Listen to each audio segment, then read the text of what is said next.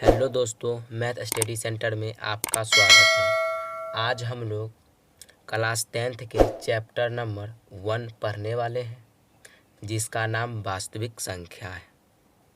पहले हम लोग त्रिकोणमिति का परिचय पढ़े थे और सारा लाइन बाय लाइन थ्योरी और उसका प्रश्न उत्तर देखे थे।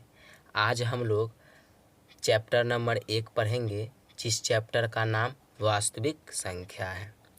तो हम लोग जानेंगे वास्तविक संख्या क्या होता है। इसको जानने से पहले आप लोगों को स्क्रीन पर दिख रहा होगा, इससे पहले जो आता है वो होता है प्राकृतिक संख्याएं। थोड़ा जो कुछ बेसिक है उसको हम लोग देख लेते हैं। तो प्राकृतिक संख्या क्या कह रहा है गिनती की संख्या को हम लोग प्राकृतिक संख्या कहते हैं। क्या कहते हैं? गिनती की संख्या को, या इसका दूसरा डिफिनेशन आप लोगों को दिख रहा होगा, गिनती में उपयोग की जाने वाली सभी संख्याएं प्राकृतिक संख्या कहलाती है। अगर उदाहरण तौर पे हम लोग यहाँ पे देख ले उदाहरण, तो उदाहरण के तौर पे हम लोग का हो जाएगा उदाहरण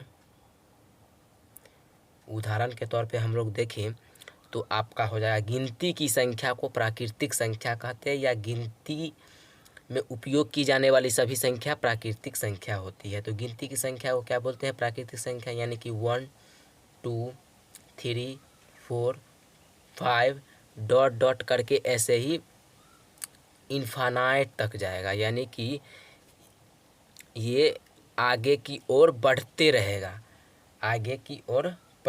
यानी कि सभी 100 900 जितना भी संख्या हो सभी ये प्राकृतिक संख्या कहलाते हैं।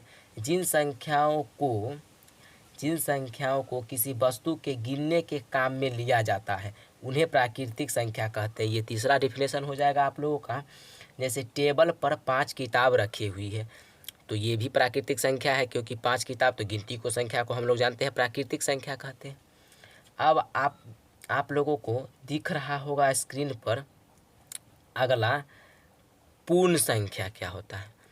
तो पूर्ण संख्या क्या होता है, तो हम लोग पहले पढ़े प्राकृतिक संख्या। तो प्राकृतिक संख्या को बोलते हैं, गिनती की संख्या को प्राकृतिक संख्या बोलते हैं। और पूर्ण संख्या क्या होता है? 0 से अनंत तक। इसमें 0 नहीं था, इसमें गिनती की संख्या, तो गिनती 1 से शुरू होता है। इसमें क्या कह रहा है? 0 से अनंत तक की सभी धनात्मक प्राकृतिक संख्याएं पूर्ण संख्या कहलाती है। या आप लोग कह सकते हैं पूर्ण संख्या 0 से शुरू होती है और अंत तक जाती रहती है।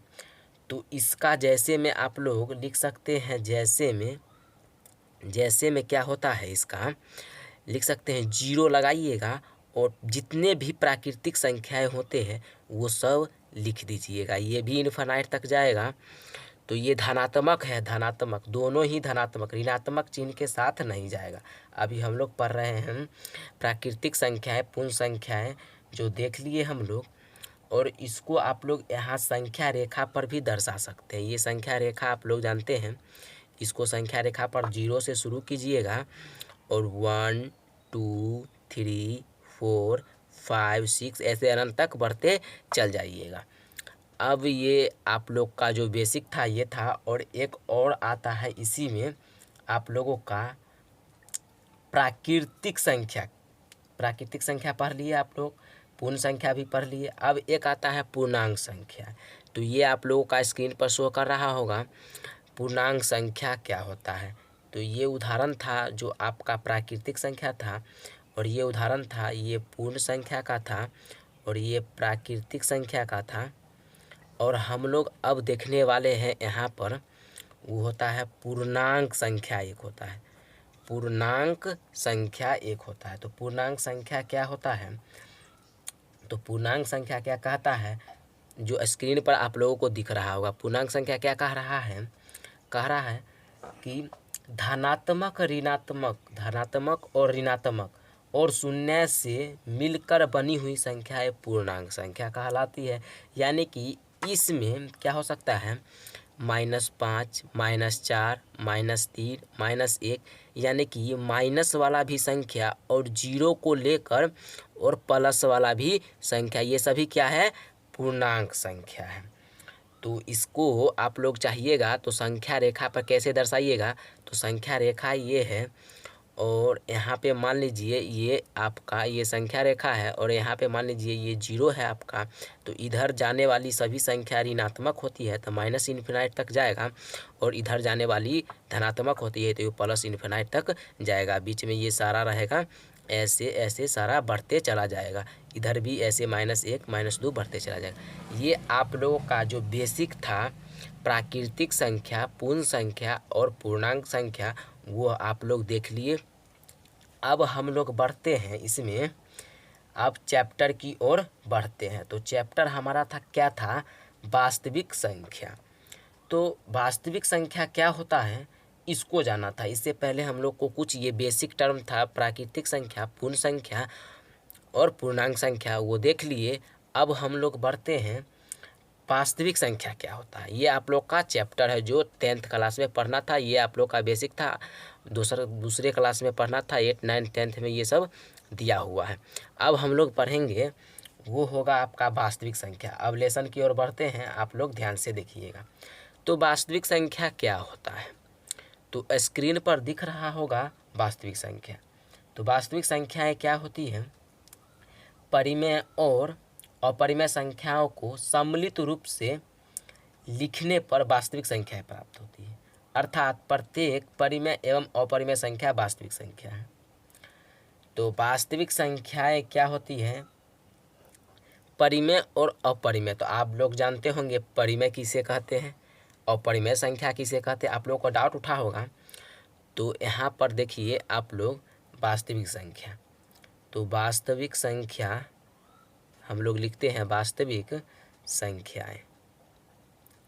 संख्याएं हम लोग लिखते हैं। तो वास्तविक संख्या क्या होता है, आप लोग देखिए क्या पढ़े हैं, वास्तविक संख्या दो तरह का होता है। वास्तविक संख्या कितने तरह का होता है, दो तरह का होता है।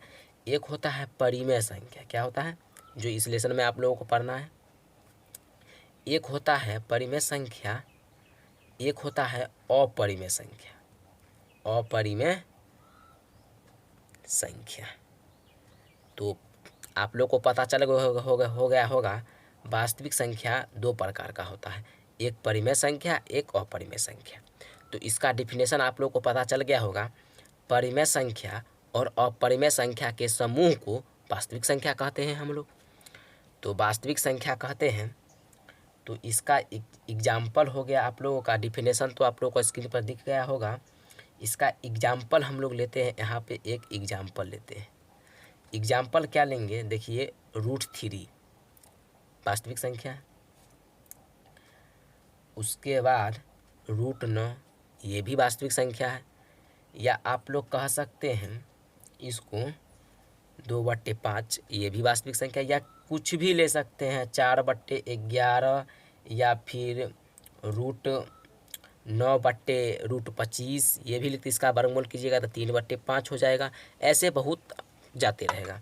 तो ये दोनों। अब क्या होता है, अब इसमें भी कुछ संख्या होगा जो परिमेय संख्या के अंतर्गत आता होगा, और इसमें कुछ ऐसा संख्या होगा जो अपरिमेय संख्या के अंतर्गत आता होगा। तो परिमेय संख्या क्या होता है और अपरिमेय संख्या क्या होता है, ये हम लोग देखते हैं। तो परिमेय संख्या क्या होता है वो हम लोग देख लेते हैं। तो यहाँ पर लिखते हैं परिमेय संख्या। परिमेय संख्या, परिमेय संख्या होगा परिमेय संख्या, ये देखते हैं। तो आप लोगों को स्क्रीन पर दिख रहा होगा परिमेय संख्या का डिफिनेशन। तो परिमेय संख्या का डिफिनेशन क्या कह रहा है, परिमेय संख्या का डिफिनेशन कह रहा है ऐसी सभी संख्याएं जिन्हें P/Q के रूप में लिखा जा सकता हो। ऐसी सभी संख्याएं जिसे P/Q के रूप में लिखा जा सकता है उसे हम लोग परिमेय संख्या कहते हैं। P/Q के रूप में लिखा जा सकता है उसे हम लोग परिमेय संख्या कहते हैं।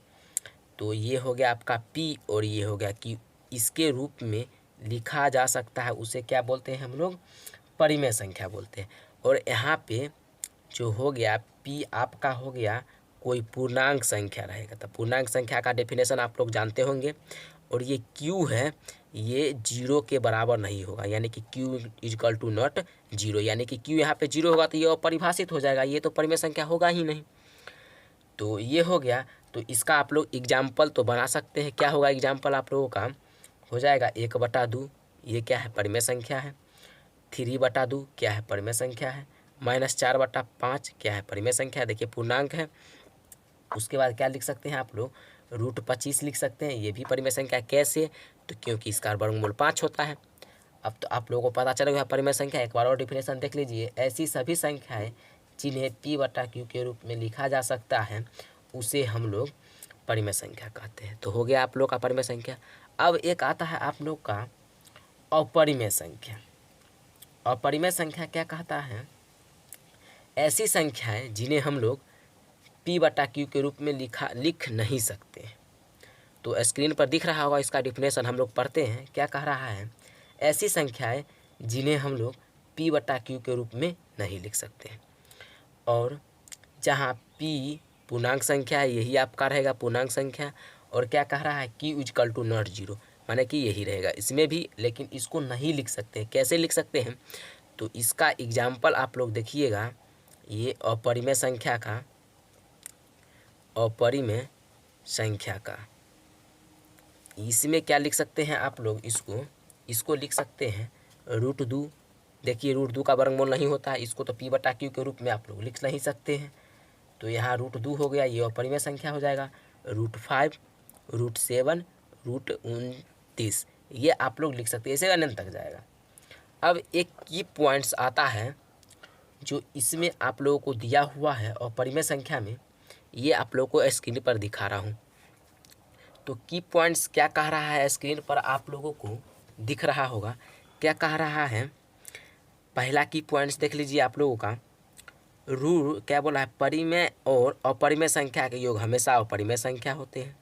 यानी कि ये की पॉइंट्स क्या कह रहा है आप लोगों का, परिमेय और अपरिमेय संख्या का योग हमेशा अपरिमेय ही होता है। तो इसको हम लोग स्क्रीन पर देख लेते हैं। तो परिमेय और अपरिमेय संख्या का योग क्या हो रहा है, हमेशा परिमेय हो रहा है। तो यहाँ पे हम लोग देख लेते हैं क्या बोल रहा है, परिमेय। एक तो एग्जाम्पल ले लीजिए आप लोग, एग्जाम्पल लीजिएगा एक परिमेय संख्या का, यानी कि 1/2 एक परिमेय संख्या है। और क्या बोल रहा है, योग, क्या बोल रहा था, और अपरिमेय संख्या का योग। एक अपरिमेय संख्या हम लोग ले लेते हैं +√2 ले लिए, इसका बोला योग हमेशा अपरिमेय ही होता है। तो आप लोग इसको जोड़िएगा, तो यहाँ इसका भिन्न का जोड़ कीजिएगा, ये 2 होगा, और यहाँ 1 प्लस इसको कीजिएगा तो 2√2 होगा। तो आप लोग इसको जोड़ सकते हैं, ये होगा 1 प्लस कितना हो जाएगा, 2√2/2। यहाँ इसको जोड़िएगा तो इतना ही होगा। तो ये आपका निकला, ये क्या है, एक अपरिमेय संख्या होता है। क्या होता है, अपरिमेय संख्या होता है। तो यहाँ से आप लोग क्या कह सकते हैं, क्या कह रहा था, परिमेय और अपरिमेय संख्या का योग हमेशा अपरिमेय ही होता है। तो अपरिमेय हो गया। अब अगला कह रहा है 2 परिमेय संख्याओं का गुणनफल हमेशा अपरिमेय ही होता है। अगला कह रहा है 1 से अधिक परिमेय संख्या तथा लघुत्तम परिमेय या अपरिमेय हो सकता है। 2 परिमेय संख्या का गुणनफल परिमेय या अपरिमेय हो सकता है। तो ये सब आप लोग एग्जाम्पल ले लेके कर लीजिएगा। और यही था आपका इस लेसन का बेसिक। और इसमें एक और आता है, वास्तविक संख्या जानने के बाद एक और टॉपिक में है, इसमें एक परिमेय आता है यूक्लिड विभाजन परिमिका। यानी कि यूक्लिड विभाजन जो परिमेय होता है उसको हम लोग देखेंगे, और इसका प्रश्नावली 1.1 भी आज देखेंगे। तो चलिए इसका यूक्लिड विभाजन जो परिमेय है उसको देखते हैं। तो आप लोगों का यूक्लिड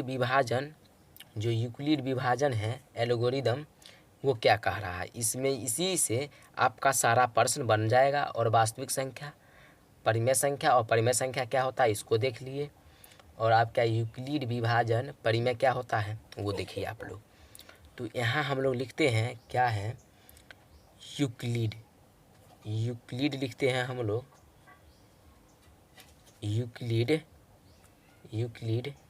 विभाजन जो परिमेय होता है वो क्या कहता है दो धनात्मक पूर्णांक a और b, यानी कि आप लोग का धनात्मक पूर्णांक होगा a और b, ये दो धनात्मक पूर्णांक हो गया a और b। तो आप लोग जानते होंगे, आप लोग को भाग आता होगा, LCM HCF ये सब आप लोग जानते होंगे, ये सब हमको बताना नहीं पड़ेगा। HCF आप जानते होंगे, HCF का फुल फॉर्म क्या होता है, हाईएस्ट कॉमन फैक्टर होता है। तो ये सब आप लोग को पता होगा, LCM भी पता होगा। उसके बाद HCF आप लोग जानते होंगे। तो यूक्लिड विभाजन परिमेय होता है वो आप लोग समझ जाएंगे। इसमें क्या होता है, आप लोगों को भाग आता होगा। तो इसमें क्या करते हैं आप लोग, A बराबर BQ प्लस R, ये क्या है आप लोगों का यूक्लिड विभाजन परिमेय है, यही कहता है। यानी कि A बराबर BQ प्लस R, ये यूक्लिड विभाजन है। और जहाँ आप लोग लिख सकते हैं यहाँ पर, जहाँ क्या होगा आप लोगों का, 0 होगा वो बड़ा या बराबर होगा 0 R से छोटा या बराबर, और B से छोटा। ये आप लोगों को ध्यान में रखना होगा। ये कैसे हो गया, R से B बड़ा रहेगा और R 0 से भी बड़ा रहेगा, यानी कि यहाँ पे जो R है इसका मान हमेशा 0 से बड़ा रहेगा और B से छोटा रहेगा। ये आप लोग याद रख लीजिएगा, ये एग्जेक्टिव टाइप में पूछ देता है आप लोगों का यूक्लिड विभाजन परिमेय में, और एग्जाम्पल दे देगा। ये सब रहेगा ऑप्शन में, आप लोग ध्यान से देखिएगा। क्या होता है R, ये याद रखिएगा की पॉइंट्स, वो B से हमेशा छोटा होता है और 0 से क्या होता है, बड़ा होता है। तो ये आप लोग याद रखिएगा। तो यूक्लिड विभाजन परिमेय क्या कह रहा था, दो धनात्मक पूर्णांक A और B, हम लोग A और B दो धनात्मक पूर्णांक ले लिए, और अद्वितीय पूर्ण संख्याएं Q और R, ये अद्वितीय पूर्ण संख्याएं हैं। और यहाँ पे क्या हुआ, ये आपका जो है A, ये कोई जैसे आप लोग बनाते होंगे भाग, ऐसे 2 में 5 से भाग देते होंगे, जैसे इसको HCF निकालते होंगे तो 2 दूना 4 लिखते होंगे, ये 1 है, ये शेष हो गया, यानी इसको हम लोग R से इंडिकेट करते हैं। और ये Q हो गया, जो हम लोग इसको Q से इंडिकेट करते हैं। और ये आपका B हो गया, और जिसमें भाग दे रहे हैं वो आपका A हो गया। तो यहाँ पे एक एग्जाम्पल हम लोग लेते हैं, ये 5। तो 5 को क्या क्या लिख सकते हैं आप लोग, 2 को 2 से गुना कीजिएगा, यानी कि B के जगह पे 2 गुना, और ये Q के जगह पे 2 दीजिएगा। अब प्लस R कितना है आप लोगों का, शेष 1 हो गया। यही आप लोग का यूक्लिड विभाजन परिमेय है, जो HCF के माध्यम से हम लोग बनाएंगे। तो आप लोग यूक्लिड विभाजन परिमेय जो था वो समझ गए होंगे, यही होता है। और इसमें हम लोग प्रश्नावली एक क्या है, 1.1 का सारा क्वेश्चन आंसर अगले लेक्चर में देखेंगे। इसमें हम आप लोगों को नहीं समझ में आया होगा, इसलिए एक और हम लोग एग्जाम्पल देख लेते हैं। तो आप लोगों का एग्जाम्पल स्क्रीन पर दिख रहा होगा। एग्जाम्पल क्या कह रहा है, यूक्लिड एल्गोरिदम का प्रयोग करके 420 और 130 का HCF ज्ञात करें। तो यूक्लिड एल्गोरिदम का प्रयोग करके 420 और 430 का HCF ज्ञात करना, ये आप लोग का एग्जाम्पल एक है। इसको कैसे बनाएंगे, तो ये आप लोगों को क्या बताए, 420 है और 130 है, यानी कि 4 क्या है आप लोगों का 420 और क्या दिया हुआ है 130, इस दोनों है। ये यूक्लिड विभाजन एल्गोरिदम का जो होता है A बराबर BQ प्लस R, इसका प्रयोग करके हम लोगों को क्या बनाना है, इसको HCF ज्ञात करना है। तो क्या करेंगे, ये 420 है, यानी कि A हमारा हो गया 420, अब इसको हम लोग कैसे बनाएंगे, 420 आप लोग को HCF आता होगा, वैसे बना के नॉर्मली हल कर सकते हैं आप लोग। यानी कि 130 को अगर 3 से गुना कीजिएगा तो ये हो जाएगा 300, कितना हो जाएगा 90 हो जाएगा, 390 हो जाएगा। 0 3 3 9 और ये 390 हो जाएगा। और कितना बचेगा, 10 बचेगा प्लस 390, यानी कि आप लोग का 30 बचेगा, तो प्लस 30 आप लोग का शेष बच गया। ऐसे बनेगा। अब फिर ये ए है, इसमें आप लोग भाग कीजिएगा। अब इसमें भाग कीजिएगा, अब कितना से लगेगा, 30 को अगर 30 आपका शेष बचा था, 30 से भाग कीजिएगा इसमें, तो 30 गुना कितना कीजिएगा तो 130 होगा। 4 से गुना कीजिएगा, 4 × 12 120 होगा, प्लस कितना बच गया आप लोगों का 10 शेष बच गया।